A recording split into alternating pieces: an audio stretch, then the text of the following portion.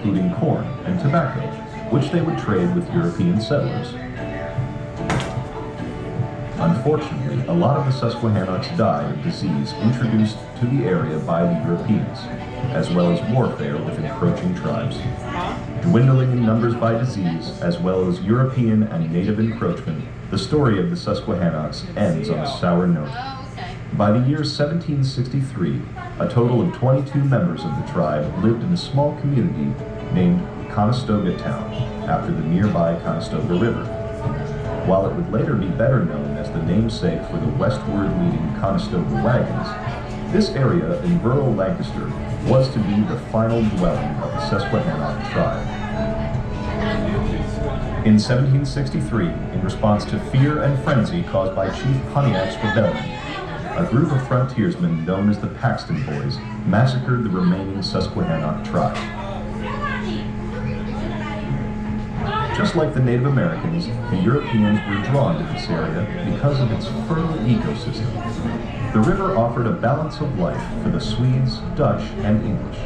A land grant was given to William Penn by King Charles of England in 1661. Pennsylvania was named so for Penn, William's last name, and Sylvania, meaning woods. Penn was the first governor of Pennsylvania, and he encouraged people to move here. One of those people was John Harris. John Harris was recruited to regulate the area and our beautiful Susquehanna River. He established a trading post with the nearby Native Americans and made treaties with these native people.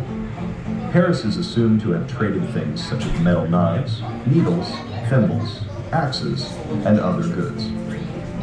John Harris died in 1748. In 1785, John Harris Jr. laid out the city of Harrisburg in honor of his father. John Harris is buried along the river, between the Riverfront Park and Front Street, near the Harrisburg Hospital. Across from his grave, you can spot the Harris Mansion. We encourage you to visit the Harris Mansion to learn more about the early European settlers.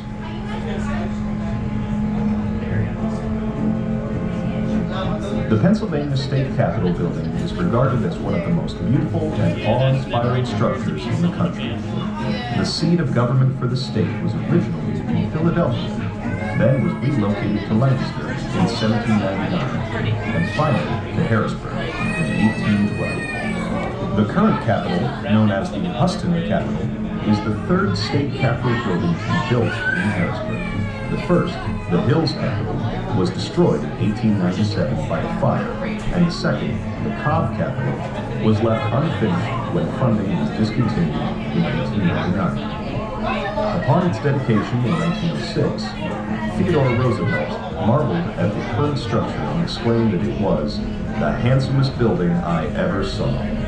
Modeled after Michelangelo's design for St. Peter's Basilica in Vatican City, the Capitol structure stands 272 feet tall and 520 feet long. The 94-foot diameter Emerald Dome weighs 26,000 tons and is topped with a 14-foot tall gilded brass statue of Commonwealth personified. We highly recommend that you visit this fantastic building and take one of their free tours, available all year long.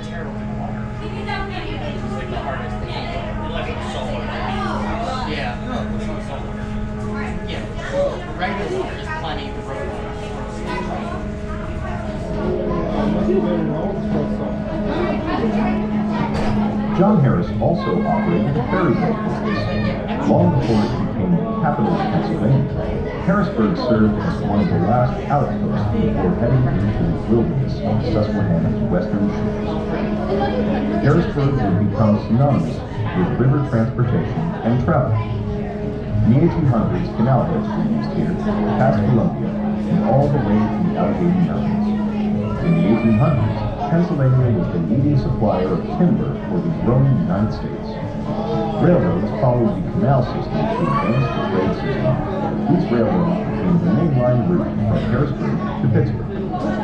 Harrisburg continued to be an important supply and transport center for the Union Army during the Civil War.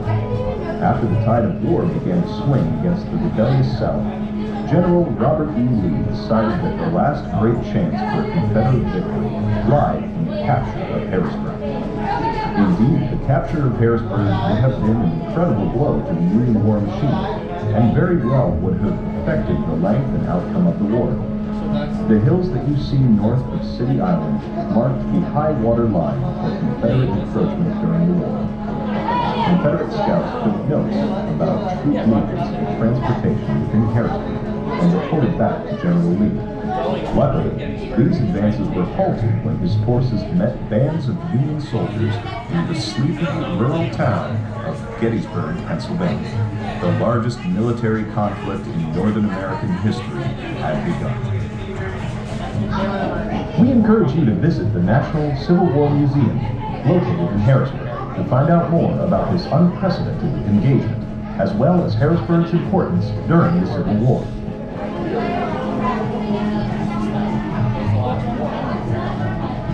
Railroads are one of the biggest reasons for Harrisburg's importance before and after the American Civil War. One of the most famous and successful train yards is just north of Harrisburg, the Enola Train Yard. It ships things all the way north to New York and brings them back down all the way past the Allegheny Mountains, near the famous Horseshoe Curve near Altoona and out west. During World War II, the Enola Yard was the most heavily used train yard in Pennsylvania. Just north of the yard is one of the most famous rail bridges in the world, the Rockville Bridge. It is the longest stone and arch bridge in the world. On an exceptionally clear day, with just the perfect amount of water, the Pride of the Susquehanna can sail just into view of the Rockville Bridge, though such a trip would take longer than we have on this tour. Pennsylvania has a long history of coal mining, but few people realize that Pennsylvania had a secondary coal dredging business here on the Susquehanna River. So much coal was transported over the Susquehanna River that entire industries grew up simply dredging the leftover coal from the silt on the bottom. Keep in mind, this was not mining. This was scooping up coal that was washed downstream or had fallen off of transportation barges. In 1940 alone, over 494,000 tons of coal were dredged from the Susquehanna. There were so many of these operations around Harrisburg that they began to be referred to as Pennsylvania's Navy. With the passage of stricter environmental law, better mining practices, and dwindling returns, these operations closed up shops by the 1970s.